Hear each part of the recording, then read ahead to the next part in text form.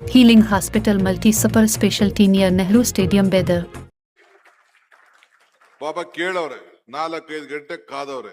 ತಾವು ದಯವಿಟ್ಟು ಸ್ವಲ್ಪ ನಿಮ್ಮ ಪ್ರೀತಿ ವಿಶ್ವಾಸ ಅಭಿಮಾನ ಎಲ್ಲ ಅರ್ಥ ಆಗ್ತದೆ. ಬರೀ ಫೋಟೋ ತೋರಿಸ್ಬಿಟ್ಟು ಜೈಕರ್ ಹಾಕಿದ ತಕ್ಷಣ ಯಾರಿಗೂ ಸ್ಥಾನ ಸಿಗುದಿಲ್ಲ.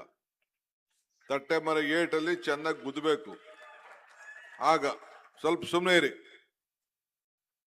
ಮಾತಾಡ್ಬೇಕಾದ್ರೆ ಎಲ್ಲ ಪಾಪ ಎಲ್ಲ ಹಳ್ಳಿಯಿಂದ ಬಂದವ್ರೆ, ಇನ್ನ ಹೋಗ್ಬೇಕು. ಸ್ವಲ್ಪ ತಾಳ್ಮೆಯಿಂದ ಇಲ್ಲಿರೋ ಹುಡುಗರುಗಳು.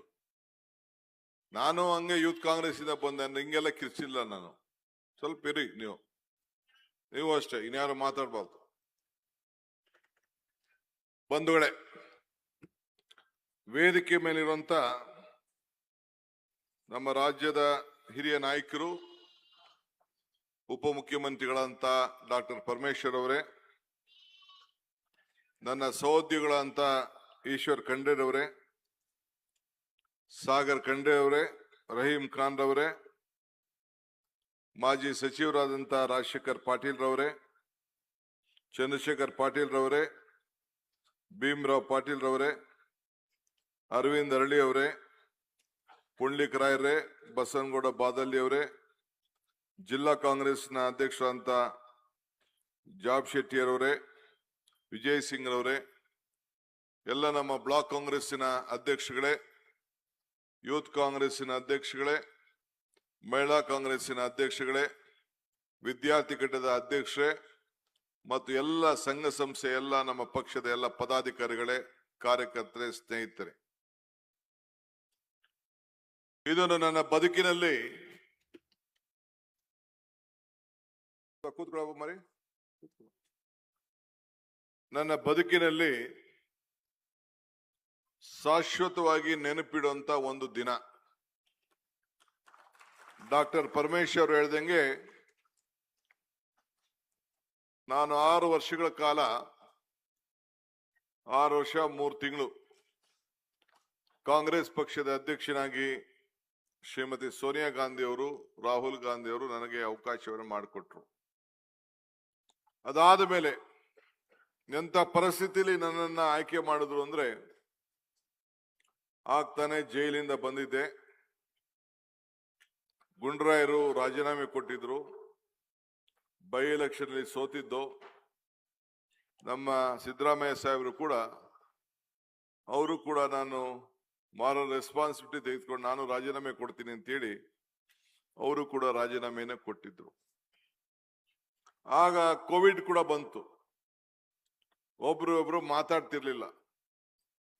ಪೇಪರ್ ಹಾಕೋನು ಕೂಡ ರೂಮ್ ಕೆಳಗಡೆ ಪೇಪರ್ ಹಾಕ್ತಿದ್ರು, ಇನ್ನೊಬ್ರು ಮನೆಗೆ ಹೋಗ್ತಿರ್ಲಿಲ್ಲ. ಬೇಕಾದಷ್ಟು ಹೆಣಗಳು ರಾಶಿ ರಾಶಿ ರಾಶಿ ಬೀಳ್ತಾ ಇದ್ವು. ಭೀಕರವಾದಂತ ದೊಡ್ಡ ಸಂದರ್ಭದಲ್ಲಿ ನನ್ನನ್ನ ಅಧ್ಯಕ್ಷರಾಗಿ ಮಾಡಿದ್ರು. ಅಧಿಕಾರ ತೆಗೆದುಕೊಳ್ಳಕ್ ಆಗ್ಲಿಲ್ಲ, ನಿಮ್ಮನ್ನೆಲ್ಲ ಕರೆಸಿ.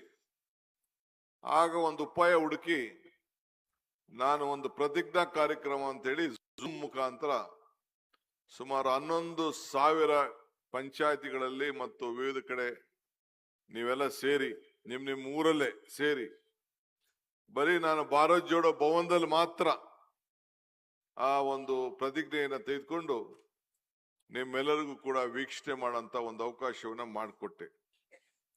ಅಲ್ಲಿಂದ ಇಲ್ಲಿವರೆಗೂ ಕೂಡ ನಮ್ಮ ಪಯಣ ಒಳ್ಳೊಳ್ಳೆ ಅನೇಕ ಘಟನೆಗಳನ್ನ ಸಾಕ್ಷಿಗುಡ್ಡೆಯಾಗಿ ಇವತ್ತು ನಿಂತಿದೆ. ಎಲ್ಲ ಚುನಾವಣೆಗಳು ಕೂಡ ಎದುರಿಸಿದ್ದೇವೆ. ಸ್ಥಳೀಯ ಸಂಸ್ಥೆ ಚುನಾವಣೆಯನ್ನು ಎದುರಿಸಿದ್ದೇವೆ, ವಿಧಾನಸಭಾ ಚುನಾವಣೆಯನ್ನು ಎದುರಿಸಿದ್ದೇವೆ. ಈ ರಾಜ್ಯದಲ್ಲಿ ಡಬಲ್ ಇಂಜಿನ್ ಸರ್ಕಾರ ಈ ರಾಷ್ಟ್ರದಲ್ಲಿತ್ತು. ಕೇಂದ್ರದಲ್ಲಿ ಬಿಜೆಪಿ ಸರ್ಕಾರ, ಬಲಿಷ್ಠವಾದ ಬಿಜೆಪಿ ಸರ್ಕಾರ. ಕರ್ನಾಟಕ ರಾಜ್ಯದಲ್ಲಿ ನಮ್ಮನ್ನೆಲ್ಲ ನಮ್ಮ ಪಕ್ಷದ ಕೆಲವರು 17 ಜನರನ್ನ ಕರ್ಕೊಂಡು ಒಂದು ಅವ್ರದೇ ಆದಂತ ಸರ್ಕಾರವನ್ನ ಮಾಡಿ ನಮ್ಮ ಕಾರ್ಯಕರ್ತರು ನಿಮ್ನೆಲ್ಲ ಶಕ್ತಿಯನ್ನ ಕುಂದಿಸಿದ್ರು. ಅಂತ ಸಂದರ್ಭದಲ್ಲಿ ಈಶ್ವರ್ ಖಂಡ್ರೆ ಅವರು ಕಾರ್ಯಾಧ್ಯಕ್ಷರಾಗಿ ಕೆಲಸವನ್ನ ನನ್ನ ಜೊತೆ ಮಾಡಿದ್ರು. ನಾವೆಲ್ಲ ಸೇರಿ ಒಟ್ಟಿಗೆ ದುಡಿದು ಈ ರಾಜ್ಯಕ್ಕೆ 136 ಸೀಟನ್ನ ತೆಗೆದುಕೊಂಡು ಬಂದು, ಆದ್ರೆ ನಿಮ್ ಜಿಲ್ಲೆಯಲ್ಲಿ ಕನಿಷ್ಠ 5 ಸೀಟ್ ಬರ್ತದೆ ಅಂತೇಳಿ ನಾನು ನಿರೀಕ್ಷೆಯಲ್ಲಿದ್ದೆ. 5 ಸೀಟ್ ಬರಲಿಲ್ಲ, ಕೇವಲ 2 ಸೀಟ್ ಮಾತ್ರ ಬಂತು. ಆದರೆ ಮುಂದಕ್ಕೆ ನಾನು ನಮ್ಮ ಜಿಲ್ಲಾ ಸಚಿವರು ಕೇಳಿದೆ, ಇಲ್ಲ ತಪ್ಪಾಗಿದೆ, ಮುಂದಕ್ಕೆ ಎಲ್ಲರನ್ನು ಒಟ್ಟಿಗೆ ತೆಗೆದುಕೊಂಡೋಗಿ ಆ 5 ಅಲ್ಲ 6 ಸೀಟನ್ನ ಕೊಡಿಸುವಂತ ಕೆಲಸವನ್ನ ಮಾಡ್ತೇವೆ ಅಂತ ಹೇಳಿ ನನಗೆ ಈಗಾಗಲೇ ಮಾತನ್ನು ಕೂಡ ಈಗ ಕೊಟ್ಟಿದ್ದಾರೆ. ಪಕ್ಷ ಅಧಿಕಾರಕ್ಕೆ ಬಂದ್ರೆ ಮಾತ್ರ ನಾವೇನ್ ಮಾತಾಡಿದ್ದೇವೆ ಆ ಮಾತನ್ನ ನಡೆಸಿಕೊಳ್ಳಿಕ್ಕೆ ಸಾಧ್ಯ. ಇವತ್ತು ಪರಮೇಶ್ವರ್ ಅವರ ಮುಖಂಡತ್ವದಲ್ಲಿ ಪ್ರಣಾಳಿಕೆ ಸಮಿತಿ ಮಾಡಿದು, 5 ಗ್ಯಾರಂಟಿಗಳನ್ನ ಕೊಟ್ಟು ಬಿಜೆಪಿಯವರು ನಗ್ತಾ ಇದ್ರು. ಪ್ರಧಾನಮಂತ್ರಿಗಳು ಸಾಧ್ಯನಾ ಇದು ಅಂತೇಳಿ ಅವರು ಕೂಡ ಗೇಲಿ ಮಾಡ್ತಾ ಇದ್ರು. ಆದ್ರೆ ನಾವು ಇದು ಸಾಧ್ಯನಾ ಇಲ್ಲ ಅನ್ನೋದನ್ನ ನಾವು ಪ್ರತಿದಿನ ನಮ್ಮ ಅಧಿಕಾರ ತೆಗೆದುಕೊಂಡಂತ ಮೊದಲನೇ ದಿನನೇ 5 ಗ್ಯಾರಂಟಿಗಳನ್ನ ಅನುಷ್ಠಾನಕ್ಕೆ ತರಂತ ತೀರ್ಮಾನವನ್ನ ಮಾಡಿ ಇವತ್ತು ಅನುಷ್ಠಾನಕ್ಕೆ ತಂದಿದ್ದೇವೆ. 53ರಿಂದ 54 ಸಾವಿರ ಕೋಟಿ ರೂಪಾಯಿ ಹಣ ಖರ್ಚಾಗ್ತಾ ಇದೆ. ನಮ್ಮ ಗ್ಯಾರಂಟಿಗಳನ್ನು ನೋಡಿ ಕೇಂದ್ರ ಸರ್ಕಾರ, ಬೇರೆ ಬೇರೆ ಬಿಜೆಪಿ ರಾಜ್ಯ ಇರುವಂತ ಆಡಳಿತದಲ್ಲಿರುವಂತ ಪಕ್ಷಗಳು ಅವರೆಲ್ಲ ಸೇರಿ ನಮ್ಮ ಮಾದರಿ ಗ್ಯಾರಂಟಿಗಳನ್ನ ಅದಕ್ಕೆ ಬೇರೆ ಬೇರೆ ಹೆಸರನ್ನ ಕೊಟ್ಟು ಇವತ್ತು ಇಡೀ ರಾಷ್ಟ್ರದಲ್ಲಿ ಕಾಂಗ್ರೆಸ್ ಸರ್ಕಾರ ಕರ್ನಾಟಕ ರಾಜ್ಯದಲ್ಲಿ ಏನು ಪಕ್ಷ ಅನುಷ್ಠಾನಕ್ಕೆ ತಂದು ಇಡೀ ದೇಶಕ್ಕೆ ನಮ್ಮ ಗ್ಯಾರಂಟಿ ಮಾದರಿ ಆಗಿದೆ. ಅನೇಕ ವಿಶ್ವಸಂಸ್ಥೆಗಳು ಇವತ್ತು ಅದನ್ನೆಲ್ಲ ಮೆಚ್ಚುತ್ತಾ ಇದ್ದಾರೆ. ಇದರ ಫಲ ಯಾರು ಸಿಗ್ಬೇಕು? ನಿಮ್ಗೆ ಸಿಗ್ಬೇಕು. ನೀವು ಅಧಿಕಾರಕ್ಕೆ ತಂದ್ರಿ, ನೀವು ಅಧಿಕಾರಕ್ಕೆ ತಂದದ್ಕೆ ಪ್ರತಿಯೊಂದು ಹೆಣ್ಣು ಮಗಳು ಕುಟುಂಬಕ್ಕೂ ಕೂಡ 2,000 ರೂಪಾಯಿಗೆ ಹೋಗ್ತಾ ಇದೆ. ಉಚಿತವಾಗಿ ಬಸ್ನಲ್ಲಿ ಪ್ರಯಾಣ ಮಾಡ್ತಾ ಇದ್ದಾರೆ. ಪ್ರತಿಯೊಂದು ಮನೆ ಕೂಡ ವಿದ್ಯುತ್ ಶಕ್ತಿಗೆ 200 ಯೂನಿಟ್ ವರೆಗೂ ನಾವು ಉಚಿತವಾಗಿ ಕರೆಂಟ್ ಕೊಡ್ತಾ ಇದ್ದೇವೆ. 10 kg ಅನ್ನಭಾಗ್ಯ ಕೊಡ್ತಾ ಇದ್ದೇವೆ. ವಿದ್ಯಾರ್ಥಿಗಳಿಗೆ ಯುವ ನಿಧಿಯನ್ನ ಕೊಡ್ತಾ ಇದ್ದೇವೆ. ಇದು ಬಿಜೆಪಿಯ ಯಾವ್ದಾರು ಕಾಲದಲ್ಲಿ ಇಂಥ ಕಾರ್ಯಕ್ರಮನ ಕೊಡಕ್ ಆಯ್ತಿತ್ತ? ಹಿಂದೆ ಮೋದಿರವರು ಅಧಿಕಾರಕ್ಕೆ ಬರಕ್ಕಿನ ಮುಂಚಿತವಾಗಿ ಅಚ್ಚೇ ದಿನ ತರ್ತೀವಿ ಅಂತ ಹೇಳಿದ್ರು. ನಿಜನಾ? ಎಲ್ಲರ ಅಕೌಂಟ್ಗೂ ಕೂಡ ವಾಪಸ್ ಓಪನ್ ಮಾಡಿಸಿದ್ರು, ಜನ್ಧನ್ ಅಕೌಂಟ್ ಅಂತೇಳಿ. 15 ಲಕ್ಷ ರೂಪಾಯಿ ಎಲ್ಲರ ಅಕೌಂಟ್ಗೆ ಕೊಡ್ತೀವಿ ಅಂತ ಮಾತು ಕೊಟ್ಟಿದ್ರು ಇಲ್ಲೋ? ಏನಾರು ಅನುಷ್ಠಾನಕ್ಕೆ ಬಂದು 15 ಲಕ್ಷ ರೂಪಾಯಿ ನಿಮ್ಮ ಅಕೌಂಟ್ಗೆ ಯಾರಿಗಾರು ಬಂತ? ಆದ್ರೆ ನಾವು ನುಡಿದಂತೆ ನಡೆದಿದ್ದೇವೆ. ಇವತ್ತು ನೀವು ಕೇಳಬೇಕು, ಅವ್ರಿಗೆ ಕೇಳಬೇಕು. ನೀವು ಅಧಿಕಾರಕ್ಕೆ ಬಂದ್ರಿ, 3 ಟರ್ಮ್ ಆಯ್ತು, ನಮ್ಮ ಅಕೌಂಟ್ಗೆ ಯಾವ ಹಣನೂ ಬರಲಿಲ್ಲ ಅಂತ ನೀವು ಕೇಳಬೇಕು. ಆದ್ರೆ ಇವತ್ತು ನಾವು ಏನು ನಮ್ಮ ಗ್ಯಾರಂಟಿ ಕೊಡ್ತಾ ಇದ್ದೀವಿ ಅದನ್ನೆಲ್ಲ ಏನು ಬಹಳ ತರಾತುರಿಲಿ ಎಲ್ಲ ಅಕೌಂಟ್ಗಳು ಓಪನ್ ಮಾಡಿಕೊಂಡು, ನಾನು ಮನೆ ಯಜಮಾನಿ, ನಾನು ಶಕ್ತಿ ಮಹಿಳೆ, ನನ್ನ ಮನೇಲಿ ಗೃಹಜ್ಯೋತಿ ಬೇಕು ಅಂತ ಹೇಳಿ ಎಲ್ಲ ಅರ್ಜಿ ಕೊಟ್ಕೊಂಡು ಈಗ ಉಚಿತವಾಗಿ ಕರೆಂಟು ಬರ್ತಾ ಇದೆ, ಹಣನೂ ಹೋಗ್ತಾ ಇದೆ, 10 kg ಅಕ್ಕಿನೂ ಬರ್ತಾ ಇದೆ. ಎಲ್ಲರೂ ಕೂಡ ಇವತ್ತು ಉಪಯೋಗವನ್ನು ಪಡ್ಕೊಳ್ತಾ ಇದ್ದಾರೆ. ಪಡ್ಕೊಳ್ಳಿ, ನನಗೇನು ಬೇಜಾರಿಲ್ಲ. ಆದ್ರೆ ಉಪಕಾರ ಸ್ಮರಣೆ ಇಟ್ಕೊಳ್ಬೇಕಲ್ಲ, ಅದನ್ನ ನೀವು ನೆನೆಸ್ಬೇಕು. ಯಾರು ನೆನೆಸ್ಬೇಕು? ನೀವು ನೆನೆಸ್ಬೇಕು. ಅದಕ್ಕೋಸ್ಕರ ಈಗ ನಾವು ಗ್ಯಾರಂಟಿಗಳನ್ನ ಹೊಸದಾಗಿ ಕಾರ್ಯಕರ್ತರಿಗೆ ಶಕ್ತಿಯನ್ನು ಕೊಡಬೇಕು ಅಂತೇಳಿ 15 ಜನ ಸದಸ್ಯರಂತ ಪ್ರತಿ ತಾಲೂಕಿನಲ್ಲಿ, ವಿಧಾನಸಭಾ ಕ್ಷೇತ್ರದಲ್ಲಿ, ಜಿಲ್ಲೆಯಲ್ಲಿ ನಮ್ಮ ನಾಯಕರುಗಳನ್ನಾಗಿ ಇದನ್ನ ಜನರಿಗೆ ನೆನಪು ಮಾಡಬೇಕು ಅಂತ ಹೇಳಿ ಈ ಕಾರ್ಯಕ್ರಮವನ್ನ ನಿಮ್ಮನ್ನ ನಾಮಕರಣ ಮಾಡ್ದು. ಈಗ ನನಗೆ 3 ವರ್ಷ ಆದಮೇಲೆ ಶ್ರೀಮತಿ ಸೋನಿಯಾ ಗಾಂಧಿ ಅವರು, ರಾಹುಲ್ ಗಾಂಧಿ ಅವರು, ಮಲ್ಲಿಕಾರ್ಜುನ್ ಖರ್ಗೆ ಅವರು DK ಶಿವಕುಮಾರ್ ಅವ್ರನ್ನ ಮುಖ್ಯಮಂತ್ರಿ ಮಾಡಬೇಕು ಅಂತೇಳಿ ತೀರ್ಮಾನ ಮಾಡಿ ನನಗೆ ಜವಾಬ್ದಾರಿ ಕೊಟ್ಟ ಮೇಲೆ ನಾನೊಬ್ಬ ಪಕ್ಷದ ಕಾರ್ಯಕರ್ತನಾಗಿ ಇಲ್ಲಿವರೆಗೂ ಬೆಳೆದಿದ್ದೇನೆ. ಒಬ್ಬ ವಿದ್ಯಾರ್ಥಿ ನಾಯಕರಾಗಿ, ಯೂತ್ ಕಾಂಗ್ರೆಸ್ ನಾಯಕರಾಗಿ ವಿವಿಧ ಹಂತದಲ್ಲಿ ಈ ಪಕ್ಷದ ಸಂಘಟನೆಯಲ್ಲಿ ಬೆಳ್ಕೊಂಡು ಬಂದಂತವನು. ಇವತ್ತು ನನಗೆ ಈ ಒಂದು ಅವಕಾಶ ಸಿಕ್ಕಿದಾಗ ನಾನೊಬ್ಬ ಕಾರ್ಯಕರ್ತ ಇಲ್ಲಿವರೆಗೂ ಬೆಳೆದಿದ್ದೇನೆ. ನನ್ನಿಂದ ನೂರಾರು ಕಾರ್ಯಕರ್ತರು ಪ್ರತಿಯೊಂದು ಕ್ಷೇತ್ರದಲ್ಲಿ ಇರಬೇಕು ಅಂತೇಳಿ ಪ್ರತಿ ಪಂಚಾಯಿತಿಯಲ್ಲೂ ಕೂಡ ಇನ್ನೊಂದು ತಿಂಗಳೊಳಗಡೆ 6 ಜನ ಗ್ಯಾರಂಟಿ ಸಮಿತಿಯ ಸದಸ್ಯರನ್ನ ನೇಮಕ ಮಾಡಬೇಕು ಅಂತೇಳಿ ತೀರ್ಮಾನವನ್ನ ಈಗಾಗಲೇ ನಾನು ಮಾಡಿದ್ದೇನೆ. ಸೊ ಅದನ್ನ ನಮ್ಮೆಲ್ಲ ಶಾಸಕರು, ನಮ್ಮ ಜಿಲ್ಲಾ ಸಚಿವರುಗಳು, ಗ್ಯಾರಂಟಿ ಸಮಿತಿಯ ಮುಖಂಡರುಗಳು ಆ ಜವಾಬ್ದಾರಿ ತೆಗೆದುಕೊಂಡು ಇನ್ನೊಂದು ತಿಂಗಳೊಳಗಡೆ ಅವ್ರನ್ನೆಲ್ಲ ನೇಮಕವನ್ನು ಮಾಡಿ ಇವತ್ತು ಮತ್ತೆ ಅದನ್ನ ಮರುಪರಿಶೀಲನೆಯನ್ನ ಮಾಡ್ತೇವೆ. ಮರುಪರಿಶೀಲನೆ ಅಂದ್ರೆ ಕೆಲವರು ಒಂದೇ ಅಕೌಂಟ್ಗೆ ಇಬ್ಬಿಬ್ರು ದುಡ್ಡು ಹೋಗ್ತಾ ಇತ್ತು. ಒಂದೇ ಅಕೌಂಟ್ ವಿವಿಧ ರೀತಿಯಲ್ಲಿ ತಾವೆಲ್ಲ ಮಾಧ್ಯಮದಲ್ಲಿ ನೋಡ್ತಾ ಇದ್ರಿ. ಒಂದೇ ಫೋನ್ ನಂಬರು ಬೇರೆ ಬೇರೆ ಇತ್ತು. ಸೊ ಬೇಕಾದಷ್ಟು ಲೋಪದೋಷ ಇತ್ತು. ಸುಮಾರು ಜನ ಕೋಟ್ಯಾಂತರ ರೂಪಾಯಿ ಹಣ ಸತ್ತವರಿಗೆ ರಿಜಿಸ್ಟರ್ ಮಾಡ್ಕೊಳ್ದೆ ತಿಳಿಸ್ದೆ, ಸರ್ಕಾರಕ್ಕೆ ತಿಳಿಸ್ದೆ ಹಣವನ್ನ ತೆಗೆದುಕೊಳ್ತಾ ಇದ್ರು. ಇಂಥ ಸಂದರ್ಭದಲ್ಲಿ ನಾವು ಅವ್ರಿಗೆ ಮರುಪರಿಶೀಲನೆ ಅಂತ ಅಂದ್ರೆ ನಿಲ್ಸೋದಂತ ಅಲ್ಲ, ಮತ್ತೆ ನ್ಯಾಯವಾದಂತ ಜನರಿಗೆ ನೇರವಾಗಿ ಅವ್ರಿಗೆ ಹಣವನ್ನ ತಲುಪಬೇಕು. ಕೆಲವ್ರಿಗೆ ಸಾಲದ ಅಕೌಂಟ್ಗೆ ಹೋಗ್ತಾ ಇತ್ತು, ಬೇರೆಯವರು ಅದನ್ನ ದುರುಪಯೋಗವನ್ನ ಮಾಡ್ಕೊಳ್ತಾ ಇದ್ರು. ಅದನ್ನ ತಪ್ಪಿಸ್ಬೇಕು ಅಂತೇಳಿ ನೇರವಾಗಿ ಯಾರ ಫೋನ್ ನಂಬರ್ ಇದೆ ಈಗ ಸರಿಯಾದ ಫೋನ್ ನಂಬರ್ ಅನ್ನ ಪಡ್ಕೊಂಡು ಎಲ್ಲರಿಗೂ ಕೂಡ ಅರ್ಹರಿಗೆ ಕೊಡಬೇಕು ಅಂತೇಳಿ ಈ ತೀರ್ಮಾನವನ್ನ ಮಾಡಿ ಇವತ್ತು ಮತ್ತೆ ನಾವು ತೀರ್ಮಾನವನ್ನ ಮಾಡ್ತಾ ಇದ್ದೇವೆ. ನಮ್ಮ ರಾಜ್ಯವ್ರು ನಾವು ಕೊಡಬೇಕು, ಬೇರೆ ರಾಜ್ಯವ್ರ ಬಗ್ಗೆ ನಾವು ಚಿಂತೆ ಮಾಡೋದು ಬೇಡ. ಅಲ್ಲೆಲ್ಲಿಂದ ನಾವು ಕೆಲ್ಸಕ್ಕೆ ಬಂದಿರೋರ್ಗೆಲ್ಲ ನಾವು ತೀರ್ಕೊಡೋಕೆ ಆಗುದಿಲ್ಲ. ನಮ್ಮ ರಾಜ್ಯದಲ್ಲಿರುವಂತಹ ಪ್ರತಿಯೊಬ್ಬರಿಗೂ ನಾನು ಹೇಳಿದ್ದೇನೆ, ಯಾರಿಗೂ ಕೂಡ ನಾವು ಈ ಗ್ಯಾರಂಟಿ ನಿಲ್ಲಿಸುವಂತ ಪ್ರಶ್ನೆ ಇಲ್ಲ.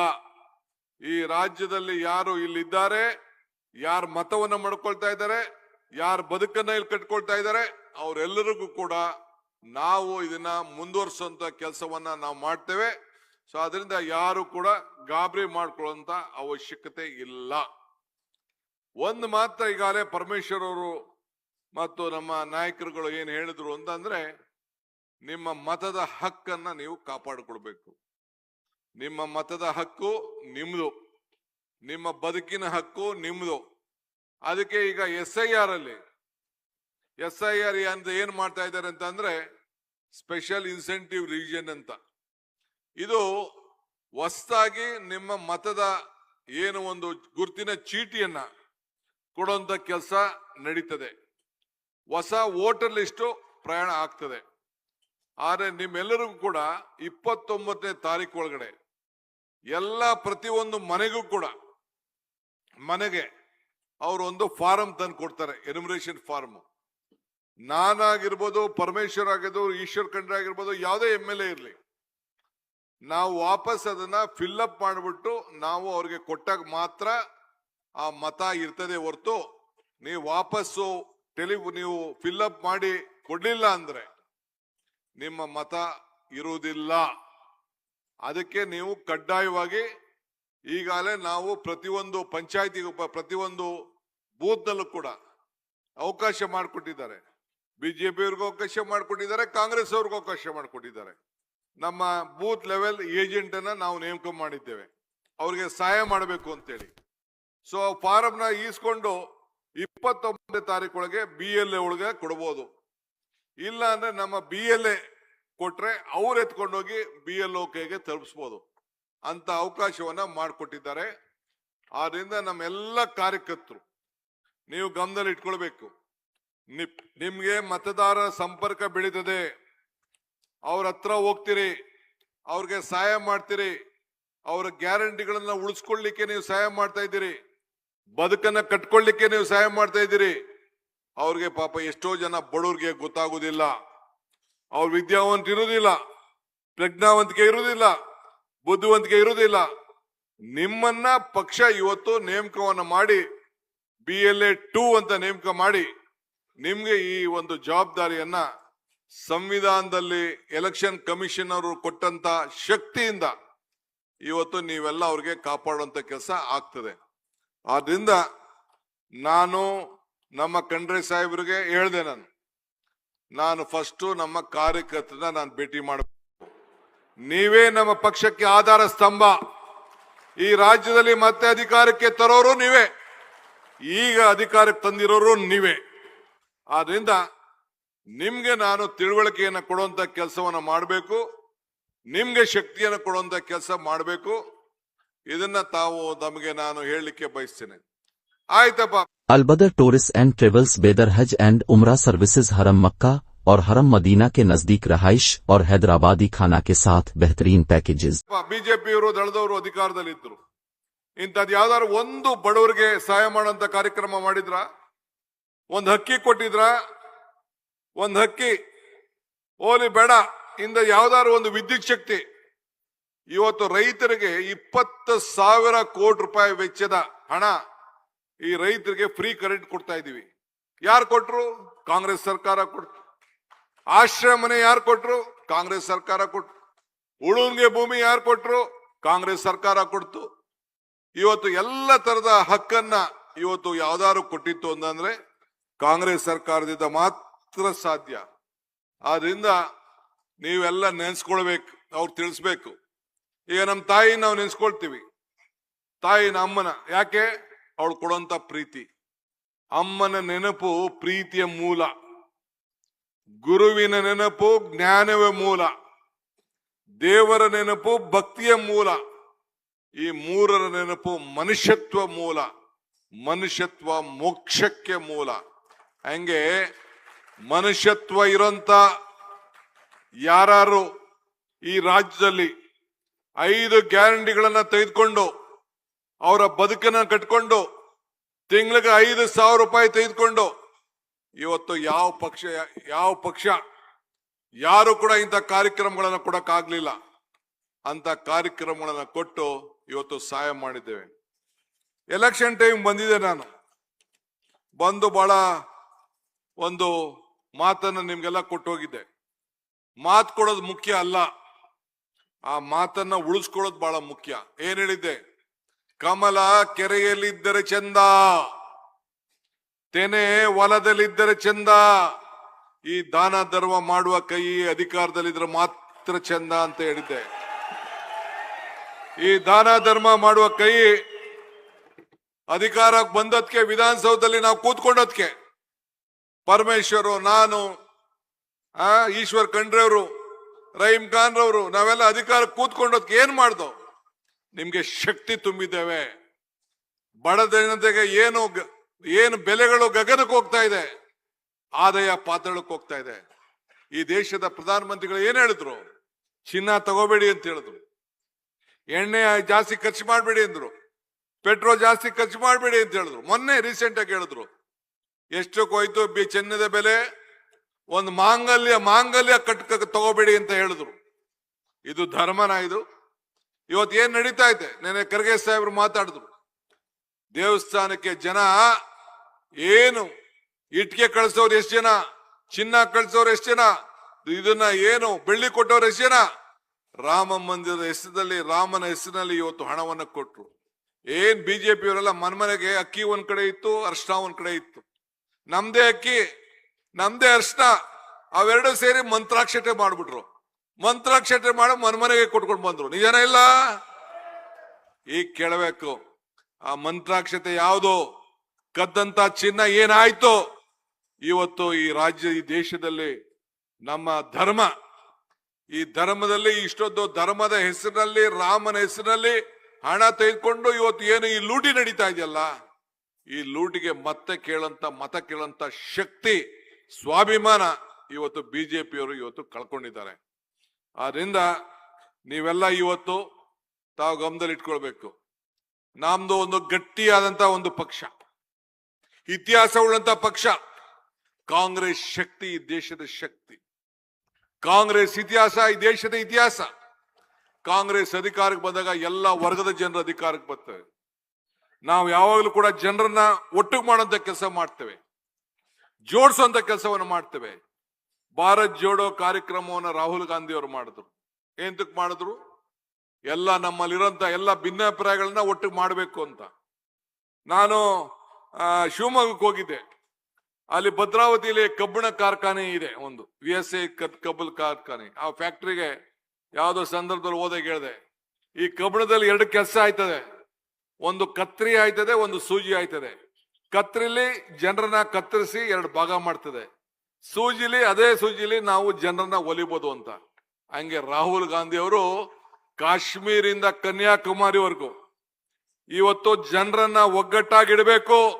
ಈ ದೇಶದ ಐಕ್ಯತೆ, ಈ ದೇಶದ ಸಮಗ್ರತೆ, ಈ ದೇಶದಲ್ಲಿ ಶಾಂತಿ ಇರಬೇಕು, ಎಲ್ಲ ವರ್ಗಕ್ಕೂ ಕೂಡ ನ್ಯಾಯ ಮಾಡಬೇಕು ಅಂತೇಳಿ ಇವತ್ತು ಕನ್ಯಾಕುಮಾರಿಯಿಂದ ಕಾಶ್ಮೀರವರೆಗೂ ಪಾದಯಾತ್ರೆ ಮಾಡಿದ್ರು. ಈ ದೇಶದಲ್ಲಿ ಯಾವ್ದಾರೊಬ್ಬ ನಾಯಕರು ಮಾಡಿದ್ರ? ಶ್ರೀಮತಿ ಸೋನಿಯಾ ಗಾಂಧಿ ಅವರು ಈ ದೇಶದ ಪ್ರಧಾನಮಂತ್ರಿ ಸ್ಥಾನನ ತ್ಯಾಗ ಮಾಡಿ ಒಬ್ಬ ಆರ್ಥಿಕ ತಜ್ಞ ಮನಮೋಹನ್ ಸಿಂಗ್ ಅವ್ರಿಗೆ ಅವಕಾಶ ಮಾಡಿಕೊಟ್ರು. ನಾವ್ಯಾರು ಪಂಚಾಯತಿ ಮೆಂಬರ್ ಮಾಡ್ತೀವ? ಯಾರು ತಾಲೂಕ್ ಪಂಚಾಯತಿ ಭಾಗ ಮಾಡಿರ್ತೀವಿ, ಅರ್ಧಕ್ಕೆ ರಾಜೀನಾಮೆ ಕೊಡ್ಬೇಕಾದ್ರೆ ಕೊಟ್ಟು ಮಾತನ್ನ ಉಳಿಸ್ಕೊಳಕ್ ಹೋಗ್ತೀವ ನಾವು? ಬೇಕಾದಷ್ಟು ಗಲಾಟೆಗಳು ನಡೀತದೆ. ಆದ್ರೆ ಆ ತಾಯಿ ಶ್ರೀಮತಿ ಸೋನಿಯಾ ಗಾಂಧಿ ಅವರು 2 ಬಾರಿ ಈ ದೇಶದ ಪ್ರಧಾನಮಂತ್ರಿ ಸ್ಥಾನ ತ್ಯಾಗ ಮಾಡಿದ್ರು. ಅಂತ ಪಕ್ಷದಲ್ಲಿ ನಾವೆಲ್ಲ ಇವತ್ತು ಸೇವೆ ಮಾಡ್ತಾ ಇದೀವಲ್ಲ, ನಾವೆಲ್ಲ ಭಾಗ್ಯವಂತರಲ್ವಾ? ಅದಕ್ಕೆ ಇವತ್ತು ರಾಹುಲ್ ಗಾಂಧಿ ಅವರು ಕೂಡ ಈ ದೇಶದ ಪ್ರಧಾನಮಂತ್ರಿ ಆಗ್ಬೋದಾಗಿತ್ತು. ಅವ್ರು ಆಗ್ಲಿಲ್ಲ. ಅವರು ಈ ಭಾರತವನ್ನು ಒಗ್ಗೂಡಿಸ್ಬೇಕು, ಬಡವರ ಸಮಸ್ಯೆ ಆಲಿಸ್ಬೇಕು ಅಂತೇಳಿ ಮಾಡಿದ್ರು. ಅದಕ್ಕೆ ಇವತ್ತು ಅವರ ನೆನಪಿನಲ್ಲಿ ಆ ಯುವಕರ ಸಂಘಟನೆಯಲ್ಲಿ ಎಲ್ಲ ಯುವಕರು ಈ ಹಳ್ಳಿಗಳಲ್ಲಿ ಇವತ್ತು ಸಾಂಸ್ಕೃತಿಕವಾಗಿ ಬೆಳೆಬೇಕು, ಸಂವಿಧಾನವನ್ನು ಉಳಿಸ್ಬೇಕು, ಯುವಕರು ಆಟ ಆಡಬೇಕು, ಅವರ ಸಂಸ್ಕೃತಿ ಚಟುವಟಿಕೆಗಳಿರಬೇಕು, ಎಲ್ಲ ಒಗ್ಗಟ್ಟಾಗೆ ಸೋದರ ಭಾವತ್ವವನ್ನು ಇರಬೇಕು. ನಾವೀಗ ತಾನೇ ಒಂದೇ ಮಾತರಂ ಹೇಳ್ದೋ, ನಾವು ಭಾರತ ಜನನೀಯ ತನುಜಾತೆ ಜಯತೆ ಕರ್ನಾಟಕ ಮಾತೆ, ಹಿಂದೂ ಮುಸಲ್ಮಾನ್ ಕ್ರೈಸ್ತರು ನಾವೆಲ್ಲ ಒಂದೇ ಅಂತ ಹೇಳಿ ಕುವೆಂಪುರವರ ಹಾಡನ್ನ ಎಸ್.ಎಂ. ಕೃಷ್ಣ ಅವರ ಕಾಲದಲ್ಲಿ, ಕಾಂಗ್ರೆಸ್ ಸರ್ಕಾರ ಕಾಲದಲ್ಲಿ ಹೇಳ್ದೋ. ಹಂಗೆ ಇವತ್ತು ಹಳ್ಳಿಗಳಲ್ಲಿ ಮತ್ತೆ ಪ್ರತಿ ಒಂದು ಪಂಚಾಯಿತಿಲಿ ಕನಿಷ್ಠ 200 ರಿಂದ 250 ಜನ ಯುವಕರನ್ನ ಒಟ್ಟಿಗೆ ಸೇರಿಸಿ ಸಂಘಟನೆ ಮಾಡಿ ಭಾರತ್ ಜೋಡೋ ಯುವಕ ಶಕ್ತಿ ಸಂಘವನ್ನ ಮತ್ತೆ ಕಾಂಗ್ರೆಸ್ ಸರ್ಕಾರ ಈಗಾಗಲೇ ತೀರ್ಮಾನವನ್ನ ಮಾಡಿದೆ. ಅದನ್ನ ಈಗಾಗಲೇ ಇನ್ನೊಂದು ತಿಂಗಳಲ್ಲೇ ಅದನ್ನ ತಾವೆಲ್ಲ ಕೂಡ ರಚನೆ ಮಾಡಬೇಕಾಗ್ತದೆ. ಸದ್ಯದಲ್ಲೇ ನಿಮ್ಗೆಲ್ಲ ಆದೇಶಗಳು ನಮ್ಮ ಪಂಚಾಯತಿಗಳು ಬರ್ತದೆ. ಅದನ್ನ ಇವತ್ತು ಆ ಕಾರ್ಯಕ್ರಮವನ್ನು ರೂಪಿಸಿದ್ದೇವೆ. ನಮ್ಮ ಸರ್ಕಾರ ಬಂದ ಹೊಸ ಸರ್ಕಾರ, ಹಿಂದೆ ಏನು ಸಿದ್ದರಾಮಯ್ಯನವರು ಮಾಡಿದಂತ ಎಲ್ಲ ಸರ್ಕಾರಗಳು ಕೂಡ ಎಲ್ಲ ಕಾರ್ಯಕ್ರಮಗಳು ಮುಂದೆ ಮುಂದುವರಿತವೆ. ಈಗಾಗಲೇ ನಾನು ಬಸವ ಕಲ್ಯಾಣದಲ್ಲಿ ಘೋಷಣೆ ಮಾಡಿ ಬಂದಿದ್ದೇನೆ, ಆದಷ್ಟು ಜಲ್ದಿ 1 ವರ್ಷದೊಳಗಡೆ ಆ ಬಸವ ಕಲ್ಯಾಣದಲ್ಲಿ ಇರುವಂತ ಅನುಭವ ಮಂಟಪದ ಏನು ಒಂದು ಇತಿಹಾಸದ ಮಂಟಪ ಇದೆ, ಕಾಂಗ್ರೆಸ್ ಸರ್ಕಾರದ ಒಂದು ಸಾಕ್ಷಿ ಗುಡ್ಡೆ ಇದೆ, ಆ ಸಾಕ್ಷಿ ಗುಡ್ಡೆಯನ್ನ ಮತ್ತೆ ಈ ಜನರ ಕಲ್ಯಾಣಕ್ಕೋಸ್ಕರ ನಾವು ಉದ್ಘಾಟನೆ ಮಾಡಿ ಅದಕ್ಕೆ ಹಣವನ್ನು ಕೊಡುವಂತ ಕೆಲಸವನ್ನ ಇವತ್ತು ಮಾಡ್ತಾ ಇದೆ. ಇವತ್ತು ಯಾಕೆ ಅಲ್ಲಿಂದ ನಾನು ಪ್ರಾರಂಭವನ್ನು ಮಾಡಿದ್ದೇನೆ ಅಂತಂದ್ರೆ, ನಮಗೆ ಬಸವಣ್ಣ ತತ್ವದ ಬಗ್ಗೆ ನಂಬಿಕೆ ಇದೆ, ಅವರ ಆಚಾರ ವಿಚಾರಗಳ ಬಗ್ಗೆ ನಂಬಿಕೆ ಇದೆ. ಎಲ್ಲ ಜಾತಿ ಎಲ್ಲ ವರ್ಗದವ್ರನ್ನು ಕೂಡ ಒಟ್ಟಿಗೆ ತೆಗೆದುಕೊಂಡಂತ ಕೆಲಸವನ್ನ ಬಸವಣ್ಣವ್ರು ಮಾಡಿದ್ದನ್ನ ಇವತ್ತು ನಾವು ಸ್ಮರಿಸ್ತಾ ಇದ್ದೇವೆ. ಇದು ಬಸವಣ್ಣನ ನಾಡಿದು, ಶರಣರ ನಾಡಿದು. ಆ ಶರಣ ಕೊಟ್ಟಂತ ಒಂದು ಮಾರ್ಗದರ್ಶನ ಇವತ್ತು ನಾವೆಲ್ಲ ಉಳಿಸ್ಕೊಂಡು ಹೋಗ್ಬೇಕಿದೆ. ಮುಂದಕ್ಕೆ ಯುವಕರನ್ನ ಬೆಳೆಸಬೇಕು. ಇವತ್ತು ಪಂಚಾಯತಿಂದ ಪಾರ್ಲಿಮೆಂಟ್ ವರೆಗೂ ನಾಯಕರುಗಳು ಬೇಕು. ಈಗ ಹೆಣ್ಮಕ್ಳು ಕೂಡ ರಿಸರ್ವೇಶನ್ ಬರ್ತದೆ. ಇವತ್ತು ನಾನು ಜ್ಯೋತಿ ಬೆಳೆಸ್ಬೇಕಾದ್ರೆ ಹೆಣ್ಮಕ್ಳನ್ನ ಕರೆದೆ. ಮುಂದಕ್ಕೆ ಯಾರು ತಪ್ಪಿಸ್ಲಿಕ್ಕೆ ಸಾಧ್ಯ ಇಲ್ಲ. 1/3 ಭಾಗ ಅಷ್ಟು ಮಹಿಳೆಯರು ಶಾಸಕರಾಗೇ ಆಗ್ತಾರೆ, ಸಂಸತ್ ಸದಸ್ಯರಾಗೇ ಆಗ್ತಾರೆ. ಇವತ್ತು ಪಂಚಾಯತಿಯಿಂದ ಇವತ್ತು ಮುನ್ಸಿಪಾಲಿಟಿ ಕಾರ್ಪೊರೇಷನ್ ಎಲ್ಲ ಕೂಡ ಇವತ್ತು 50% ರಿಸರ್ವೇಶನ್ ಇವತ್ತು ಅವತ್ತಿನ ಕಾಲದಲ್ಲಿ ರಾಜೀವ್ ಗಾಂಧಿ ಅವರು ಮಾಡಿದ್ರು. ಸಮಾನತೆ ಬಗ್ಗೆ ಘೋಷಣೆ ಮಾಡಿದ್ರು. ಹಂಗೆ ಇವತ್ತು ದೇಶದಲ್ಲಿ ಪಂಚಾಯತಿಯಿಂದ ಪಾರ್ಲಿಮೆಂಟ್ ವರೆಗೂ ನಾಯಕರು ಬೇಕು. ಅದಕ್ಕೆ ಈಗಾಗಲೇ ರಾಹುಲ್ ಗಾಂಧಿ ಅವರು ನನಗೆ ಮಾರ್ಗದರ್ಶನವನ್ನು ಕೊಟ್ಟಿದ್ದಾರೆ. ವಿದ್ಯಾರ್ಥಿಗಳ ಎಲೆಕ್ಷನ್ ಕೂಡ ಕಾಲೇಜುಗಳಲ್ಲಿ ನಡೆಸಬೇಕು ಅಂತ ಹೇಳಿದ್ದಾರೆ. ಸೊ ಈ ವರ್ಷ ಮುಂದಿನ ಕ್ಯಾಬಿನೆಟ್ ಅಲ್ಲೋ ಅಥವಾ ಮುಂದಿನ ಕ್ಯಾಬಿನೆಟ್ ಅಲ್ಲೋ ಏನು ನಮ್ಮ ಕಾಲೇಜ್ ಎಲೆಕ್ಷನ್ ಪ್ರತಿ ಒಂದು ಸಂದರ್ಭದಲ್ಲೂ ಕೂಡ ಇವತ್ತು ನಡೀತದೆ. ಅದು ಇವತ್ತು ಆ ಕೆಲಸವನ್ನು ಕೂಡ ನಾವು ಮಾಡ್ತೇವೆ. ಈಗಾಗಲೇ ವಿದ್ಯಾರ್ಥಿಗಳಿಗೆ, ಯುವಕರು, ಗಂಡು ಮಕ್ಕಳಿಗೆ ಉಚಿತವಾಗಿ ಫ್ರೀ ಬಸ್ ಕೊಡಬೇಕು ಅಂತೇಳಿ ಎಲ್ಲ ವಿದ್ಯಾರ್ಥಿಗಳಿಗೆ ಇವತ್ತು ಮೊದಲನೇ ದಿನನೇ ಆ ತೀರ್ಮಾನವನ್ನು ಮಾಡಿದ್ದೇನೆ. ಬಹಳ ಜನ ವಿದ್ಯಾರ್ಥಿಗಳು ಈಗಾಗಲೇ ಬಹಳ ಸಂತೋಷ ಪಟ್ರು. ನಮ್ಮೆಲ್ಲ ಶಾಸಕರು ಹೋಗಿ ಆ ಕಾಲೇಜ್ಗಳಿಗೆ ಹೋಗಿ ಆ ಉಚಿತವಾಗಿ ಫ್ರೀ ಪಾಸನ್ನ ಹಂಚುವಂತ ಕಾರ್ಯಕ್ರಮವನ್ನ ಇನ್ನೊಂದು ತಿಂಗಳಲ್ಲಿ ಈಗಾಗಲೇ ಅದಕ್ಕೆ ಏನೇನ್ ಬೇಕೋ ವ್ಯವಸ್ಥೆ ನಡೀತಾ ಇದೆ. ಆ ಕೆಲಸ ಕೂಡ ನಾವು ಮಾಡ್ತೇವೆ. ಈಗ ಯುವಕರು ಉದ್ಯೋಗ ದೊಡ್ಡ ಹೋರಾಟ ಬಿಜೆಪಿಯವರು ಕೂಡ ಕೊಡಕ್ಕಾಗ್ಲಿಲ್ಲ. ನಾವು ಮಾತು ಕೊಟ್ಟಿದ್ದೇವೆ, ಏನಾರು ಮಾಡಿ ಎಲ್ಲ ಉದ್ಯೋಗಗಳನ್ನ ಭರ್ತಿ ಮಾಡ್ತೀವಿ ಅಂತೇಳಿ. ಈಗ ತಾನೇ ರಿಸರ್ವೇಶನ್ ಬಗ್ಗೆ ತೀರ್ಮಾನ ಆಗಿದೆ. ಈಗಾಗಲೇ ನಾವು ಒಟ್ಟು 72,000 ಹುದ್ದೆಗಳನ್ನ ಭರ್ತಿ ಮಾಡಬೇಕು ಅಂತ ತೀರ್ಮಾನ ಮಾಡಿದ್ದೇವೆ. ಇದ್ರ ಪೈಕಿ ಈಗಾಗಲೇ ನಾವು ಈ ಅನೇಕ ಶಾಲಾ ಶಿಕ್ಷಕರಿಂದ ಸುಮಾರು 15,000 ಹುದ್ದೆಗಳು ವಿಶೇಷ ನೇಮಕಾತಿಯಲ್ಲಿ ಅಧಿಸೂಚನೆ ಕೂಡ ಹೊರಡಿಸಿದ್ದೇವೆ.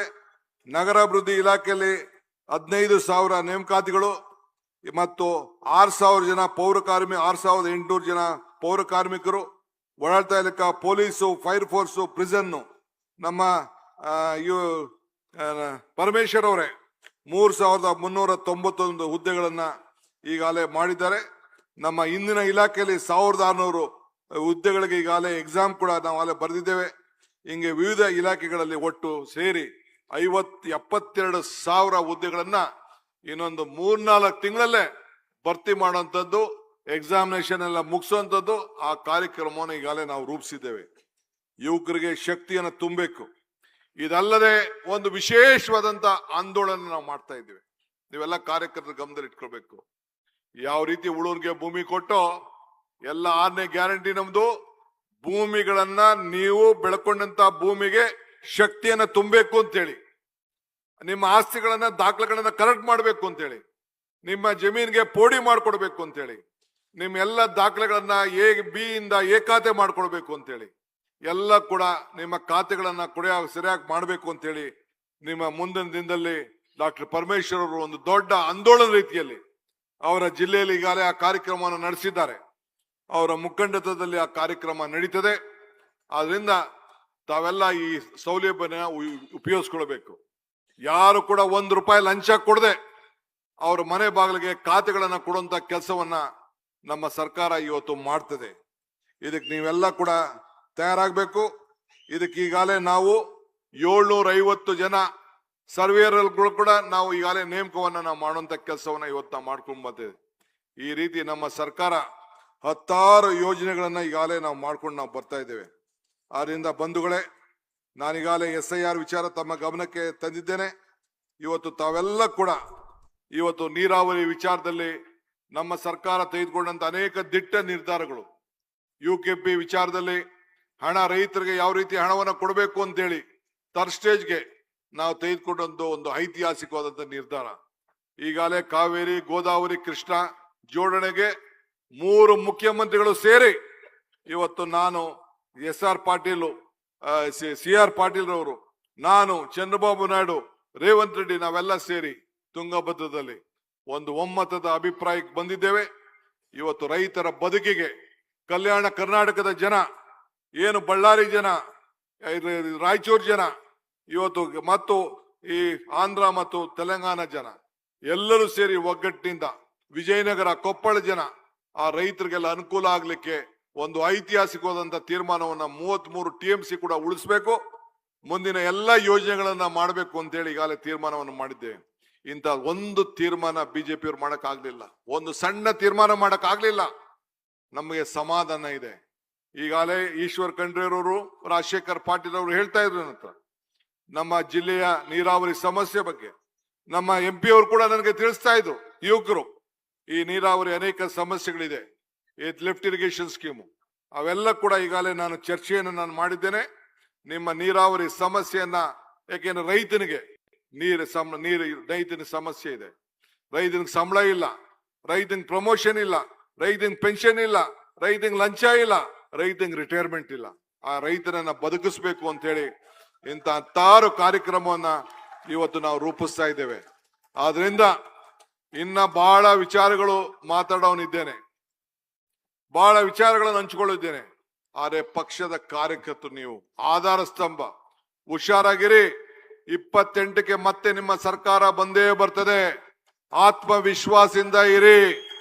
ನಮ್ಮ ಯೋಜನೆಗಳು ಜನರಿಗೆ ನೆನಪು ಕೆಲಸ ನೀವು ಮಾಡಬೇಕು, ಅವರ ಕೈಯನ್ನ ಬಲಪಡಿಸ್ಬೇಕು. ಈ ಹಸ್ತ ಇದ್ದಕ್ಕೆ ತಾನೇ ಇಂಥ ಕೆಲಸ ಮಾಡಿದ್ದು, ಈ ಹಸ್ತ ಇದ್ದಕ್ಕೆ ಅಧಿಕಾರ ವಿಧಾನಸೌಧದಲ್ಲಿ ಇದ್ದಕ್ಕೆ ಅದನ್ನ ಉಳಿಸುವಂತ ಕೆಲಸ ತಾವೆಲ್ಲ ಸೇರಿ ಮಾಡಬೇಕು ಅಂತ ಹೇಳಿ ಎಲ್ಲ ನಾಯಕರು ಒಗ್ಗಟ್ಟಿನಿಂದ ಮತ್ತೆ 6 ಸೀಟನ್ನ ಈ ಜಿಲ್ಲೆಯಲ್ಲಿ ಕೆಲಸವನ್ನ ಮಾಡಬೇಕು ಅಂತ ಹೇಳಿ ನಾನು ಇಲ್ಲಿಂದನೇ ಬೀದರಿಂದನೇ ನನ್ನ ಕಾರ್ಯಕರ್ತರ ಸಭೆಯನ್ನ ಮಾಡ್ತಾ ಇದ್ದೀನಿ. ಇಷ್ಟೊತ್ತಾದ್ರೂ ಕೂಡ ತಾವು ಇಷ್ಟು ದೊಡ್ಡ ಸಂಖ್ಯೆಯಲ್ಲಿ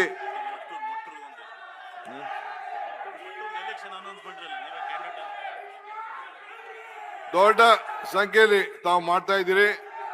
ಆಮೇಲೆ ಸ್ಥಳೀಯ ಸಂಸ್ಥೆಗಳ ಚುನಾವಣೆ ಕೂಡ ನಾವು ನಡೆಸ್ತೇವೆ. ಇನ್ನೊಂದು 3-4-5 ತಿಂಗಳಲ್ಲಿ ಜಿಲ್ಲಾ ಪಂಚಾಯತಿ, ತಾಲೂಕ್ ಪಂಚಾಯತಿ, ಗ್ರಾಮ ಪಂಚಾಯತಿ ಚುನಾವಣೆಗಳು ಕೂಡ ನಡೆಸ್ತೇವೆ.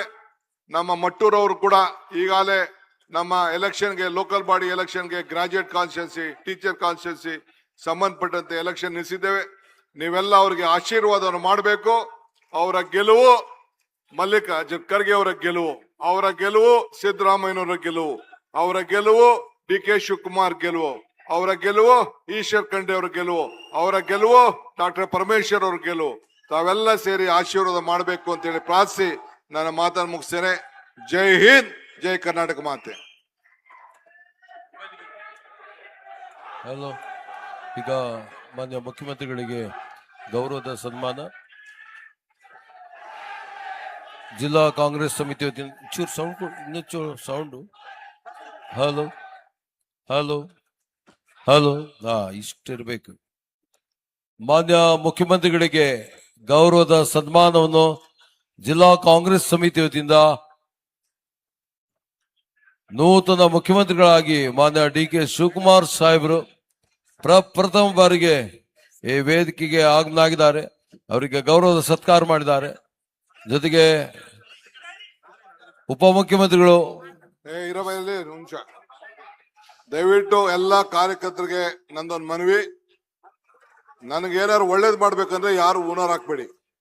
ನನಗೆ ಈ ಸುಗಂಧ ರಾಜ ಹೂನಾರ ಅಲರ್ಜಿಕ್ ಇದೆ. ಒಂದು ಹೂವು ಇನ್ನೊಂದು ಹೂವು ಮುಟ್ಟಿದ್ರೆ ಬಹಳ ತೊಂದರೆ ಆಗ್ತದೆ. ದಯವಿಟ್ಟು ಯಾರು ಹೂನಾರ ಹಾಕ್ಬೇಡಿ, ದಯವಿಟ್ಟು ಕ್ಷಮಿಸ್ಬೇಕು. ಏನಾದ್ರು ಒಂದ್ ಸಣ್ಣದು ಕಾಂಗ್ರೆಸ್ ಒಂದು ಶಾಲ್ ಹಾಕ್ಬಿಡಿ ಸಾಕು. ದೊಡ್ಡ ಶಾಲ್ ಹಾಕೋದು ಮಾಡೋದು ಎಲ್ಲ ದಯವಿಟ್ಟು ಮಾಡಕ್ ಹೋಗ್ಬೇಡಿ. ಹಣ ಕೊಟ್ಬಿಟ್ಟು ಖರ್ಚು ಮಾಡಕ್ ಹೋಗ್ಬೇಡಿ. ಒಂದ್ ಸಣ್ಣ ಕಾಂಗ್ರೆಸ್ ಶಾಲ್ ಹಾಕ್ಬಿಟ್ರೆ ಸಾಕು ನನಗೆ. ಅದು ಬಿಟ್ರೆ ಇನ್ನೇನು ನೀವು ಹೂನಾರ ಗಿನಾರ ಹಾಕಕ್ ಹೋಗ್ಬಿಡಿ. ದಯವಿಟ್ಟು ಕ್ಷಮಿಸ್ಬೇಕು.